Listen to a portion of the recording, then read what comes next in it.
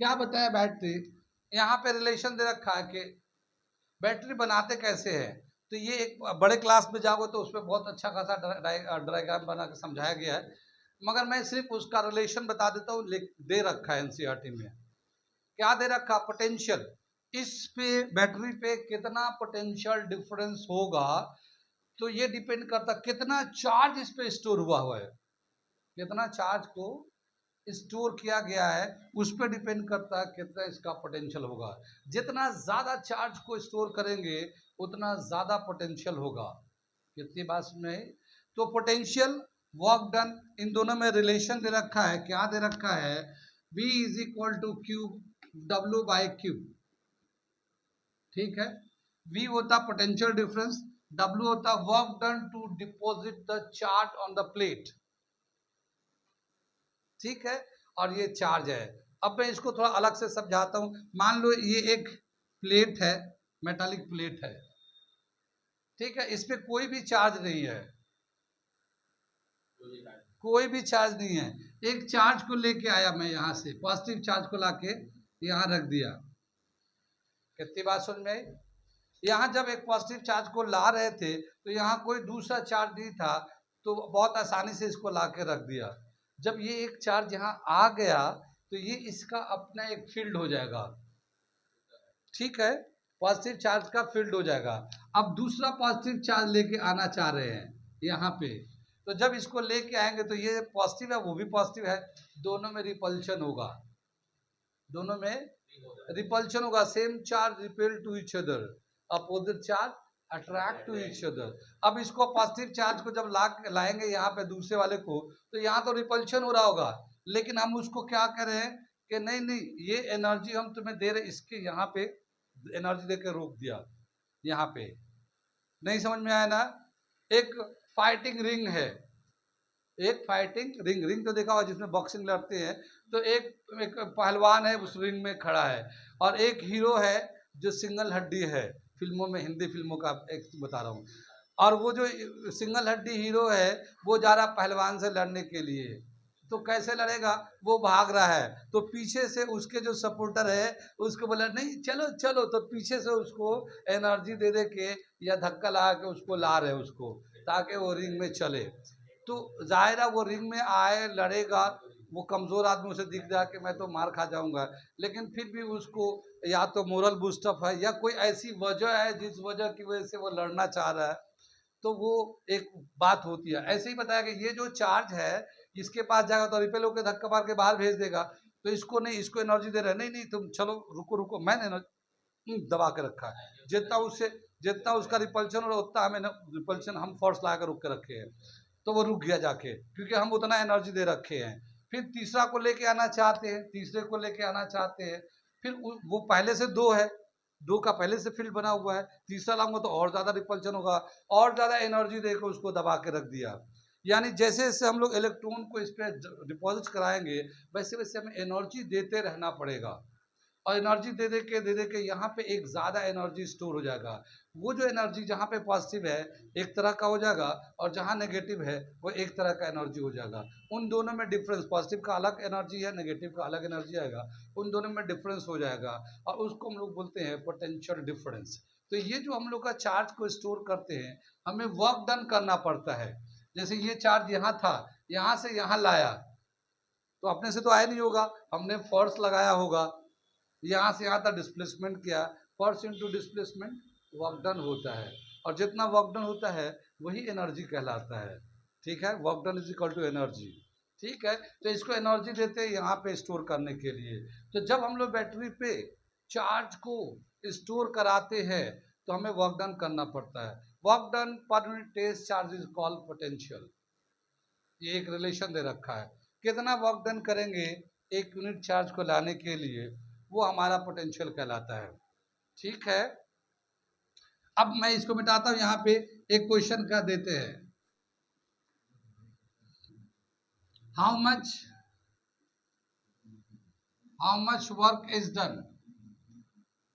Done to deposit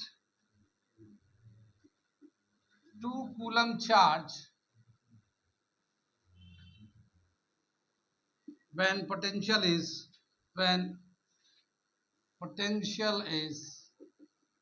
12 volt, ठीक है, 2 coulomb charge को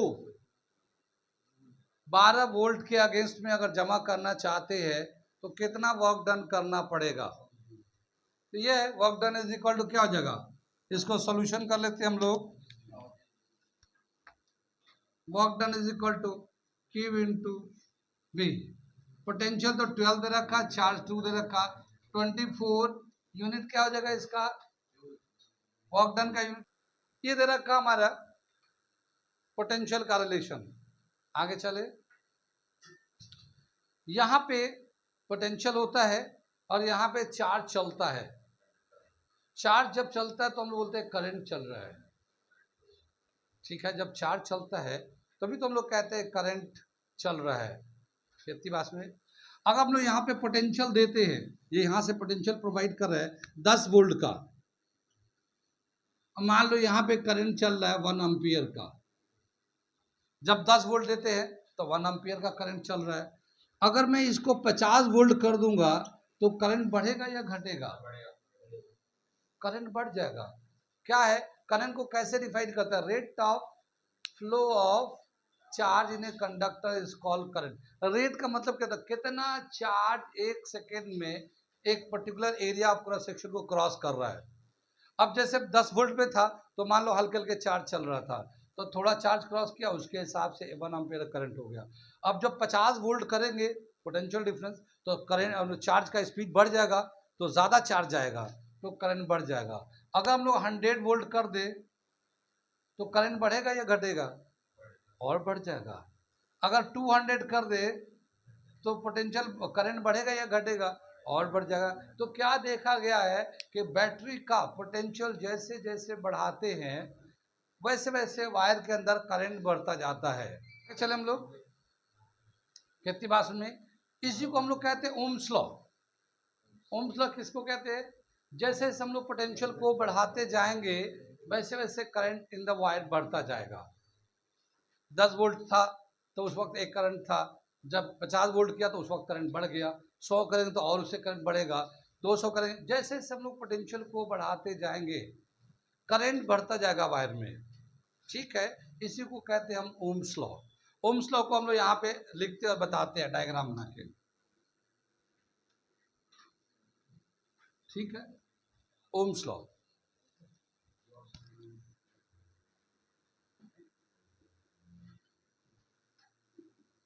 ओम्स लॉ कितनी बात सुन में क्या बताया,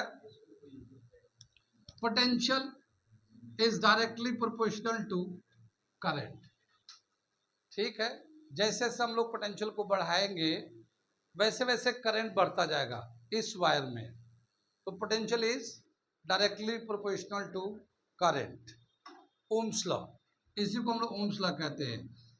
इसका अगर हम लोग डायग्राम बनाते हैं तो पोटेंशियल जैसे जैसे बढ़ाएंगे हम लोग करंट बढ़ता जाएगा, और इसका जो डायग्राम है इस तरह से है, V वर्सेस I ग्राफ बनाएंगे तो इस तरह से हमारा ग्राफ करंट बढ़ता जाएगा, ओम्स लॉ का ग्राफ, ठीक है। ये स्ट्रेट लाइन होता है, ये बल्कि हम लोग V इधर रखेंगे, I इधर कर लेते हैं, V into I, V by I, ये V इधर है, I इधर है, ठीक है। तो ओम्स लॉ के हिसाब से भी हम लोगों ने इधर दिखा दिया, आई इधर दिखा दिया, V बाई आई ग्राफ बनाते ओम्स लॉ कहलाता है। इसका स्ट्रेट लाइन हमारा ग्राफ बनता है। इस प्रोपोर्शनलिटी को हटाने के लिए एक कांस्टेंट यूज करते हैं, V is equal to R into I कर देते हैं, ठीक है, R इंटू आई हो जाता है। ये R जो है रेजिस्टेंस कहलाता है, रेजिस्टेंस, ठीक है, रेजिस्टेंस कहलाता है। ये रेजिस्टेंस क्या होता है जानते हैं कुछ, इसका रिलेशन, अगर रेजिस्टेंस का रिलेशन लिखना हो तो V बाई आई रिलेशन लिखते हैं, ठीक है। रेजिस्टेंस का यूनिट होगा वोल्ट पर एम्पियर, वोल्ट पर एम्पियर, लेकिन रेजिस्टेंस के बारे में बताया ओम्स ने तो इसका यूनिट ओम भी होता है, रेजिस्टेंस का यूनिट ओम भी होता है, इसका नोटेशन ऐसे दिखाते हैं हम लोग। कितनी बात सुन में, आगे चले हम लोग। रेजिस्टेंस को डिफाइन कैसे करते हैं, रेजिस्टेंस का मैं छोटा सा डेफिनेशन लिखता हूं। Hindrance in flow of charge, hindrance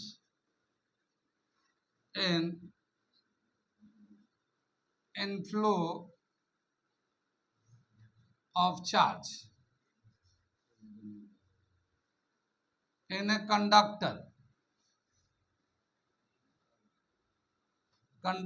is called resistance। ठीक है, hindrance in flow of charge in a conductor is called current, oh sorry, hindrance in flow of charge in a conductor is called resistance। ठीक है, जब wire जो है, wire के अंदर जो चार्ज चलता है तो उसके अंदर चार्ज में चलने में रुकावट होता है, उसी को हम लोग कहते हैं रेजिस्टेंस। आगे चले हम लोग, यहाँ पे देख लेते हैं रेजिस्टेंस को, यहाँ समझते हैं क्या है ये। आगे चले, क्या बताया कि जैसे हम लोग यहाँ से बैटरी को ऑन करते हैं, पॉजिटिव चार्ज इधर जाने लगता है left to right, negative charge right to left जाने लगता है। ये जो वायर है बहुत पतले पतले वायर होते हैं, देखा तो होगा, सिल्वर वायर, कॉपर, बाल के बराबर बारीक बारीक पतले पतले वायर होते हैं, प्लास्टिक के अंदर होते हैं, कोटेड होते हैं। ठीक है, उतने पतले वायर में इसमें पॉजिटिव नेगेटिव चार्ज, पॉजिटिव इधर जा रहा है, नेगेटिव इधर जा, दोनों अपोजिट डायरेक्शन में जा रहे हैं। तो ऐसे चार्ज को, पॉजिटिव को जाने के लिए, नेगेटिव को जाने के लिए टू वे तो बना नहीं है भाई। एक वायर में ऐसे टू वे तो बना नहीं कि इधर से पॉजिटिव जाएगा और इधर से नेगेटिव जाएगा, ऐसा तो बना नहीं है। ठीक है, पतले से वायर है, इसी में नेगेटिव को भी जाना है, इसी में पॉजिटिव को भी जाना है। तो पॉजिटिव इधर से लेफ्ट से राइट जाएगा, नेगेटिव राइट टू लेफ्ट आएगा, दोनों एक दूसरे के आमने सामने से गुजरेंगे। उधर से आ रहा होगा, इधर से आएगा, दोनों आपस में टकराएंगे भी। ठीक है, तो जैसे पॉजिटिव चार्ज इधर से चलेगा, थोड़ी दूर जाएगा, इधर से नेगेटिव वाला को टकरा जाएगा। ठीक है, फिर वो थोड़ी देर बाद इसे टकरा के फिर रास्ता बदल के फिर आगे जाएगा, फिर आगे जाकर दूसरे नेगेटिव से टकराएगा, फिर आगे जाएगा दूसरे नेगेटिव से टकराएगा। तो पॉजिटिव चार्ज जो वायर में फ्लो करेगा वो कंटिन्यूअसली बार बार नेगेटिव चार्ज से टकराता रहेगा और रुकता रहेगा, फिर चलता रहेगा। ठीक है, ये बार बार टकराने, रुकने और चलने को ही हिंड्रेंस बोलते हैं। हिंड्रेंस यानी रुकावट, और इसी रुकावट को रेजिस्टेंस बोलते हैं। कितनी बात सुनिए, आगे चले पीछे चले, आगे चले हम लोग, मिटा दो इसे, कहानी बंद करो।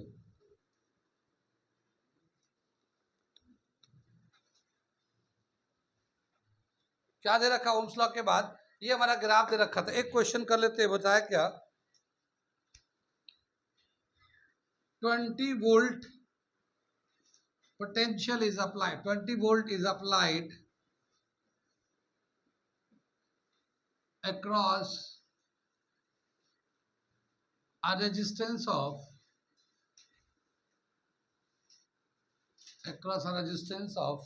5 ohm.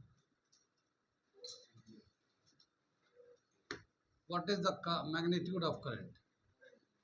What is the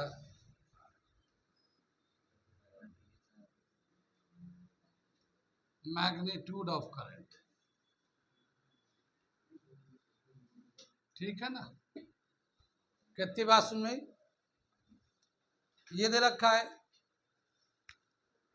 कितना पोटेंशियल चल रहा है, V जो है ना 20 वोल्ट है, रेजिस्टेंस कितना है 5 ओम है। तो करंट बताना, V is equal to I into R होता है, I होता है V बाई आर, V है 20/5, 4 एम्पियर का करंट चल रहा है। ठीक है, आगे चले हम लोग, इस तरह का क्वेश्चन भी, छोटे मोटे क्वेश्चन आते रहते हैं इस तरह से। ठीक है,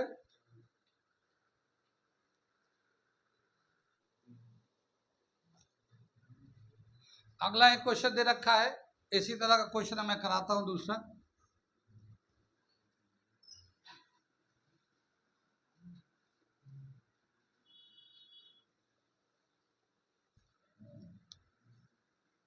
how much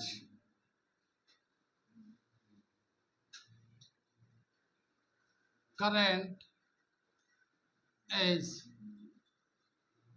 passes through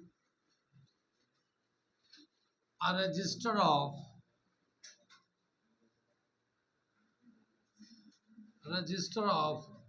1200 ohm when it is connected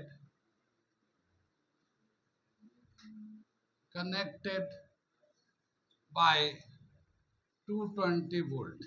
ये ए पार्ट दे रखा था। What will be current? Will be current when 220 volt supply is connected to 100 ohm resistor। ठीक है, ये दो पार्ट दे रखा है। पहले में बोला क्या 220 वोल्ट की सप्लाई करे, 1200 ओम का रजिस्टर है, तो करंट कितना होगा। दूसरा बोला 220 का है, 100 ओम का रजिस्टर है, तो कितना करंट होगा। निकाल लोगे। आई कितना जाएगा इसमें। पहला जो है, पहले पार्ट में सॉल्यूशन लेंगे तो हमें निकालना करंट। तो V1 अपॉन R1, V कितना है 220 वोल्ट, R कितना है 1200। ठीक है, ये एक जीरो इससे काट दो, 2 से काट लो 11 आ जाएगा, ये 60 आ जाएगा। एक जीरो ले लो, यहाँ डेसिमल डाल दो, तो 1.1 अपॉन 6 आ जाएगा। ये 6 से डिवाइड कर दो, तो ये डेसिमल डाल दो, ये 11 हो जाएगा, 6 1 जा 6, 5 बचेगा, 6 7 जा 48। इतना ओम एम्पियर का करंट चलेगा। ये तो पहले वाले पार्ट में था। और दूसरा बी पार्ट में क्या हो जाएगा, I2 is equal to V2 R2। ठीक है ना।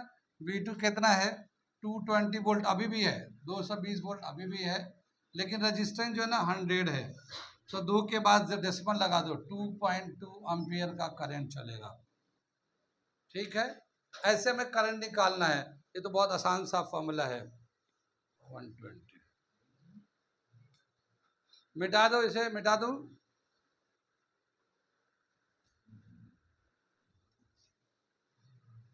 अगला दे रखा है इसमें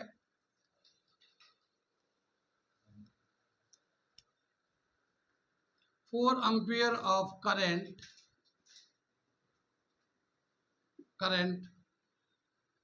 passes through a heater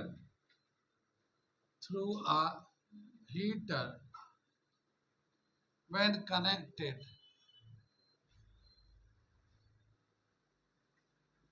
by 60 volt. What will be current? What will be current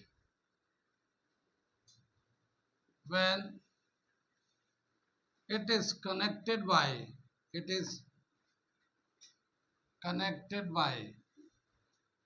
120 volt? ठीक है, क्या बताया कि अगर 60 वोल्ट से कनेक्ट करते हैं एक हीटर को, तो उस वक्त 4 एम्पियर का करंट चल रहा होता है। अगर 120 वोल्ट से कनेक्ट कर देंगे तो कितना करंट चलेगा। ठीक है, सॉल्यूशन कर रहे हैं। देखो, पहला जो करंट है I1 दे रखा है 4 एम्पियर का, और पोटेंशियल दे रखा 60 वोल्ट का। तो रेजिस्टेंस कितना हो जाएगा, R1 is equal to V1 upon I1। ठीक है, V1 कितना है 60, I1 कितना है 4, कैंसिल करेंगे। 15 ओम का रेजिस्टेंस है। ये जो हीटर है इसका रेजिस्टेंस कितना है 15 ओम। अब उसी हीटर से कितना 120 वोल्ट का सप्लाई दे रहे हैं। नाउ V2 इज 120 वोल्ट, लेकिन इसका रेजिस्टेंस कितना दे रखा है, R रेजिस्टेंस जो है उतना ही होगा, क्योंकि हीटर को बदला नहीं है, हीटर वही है।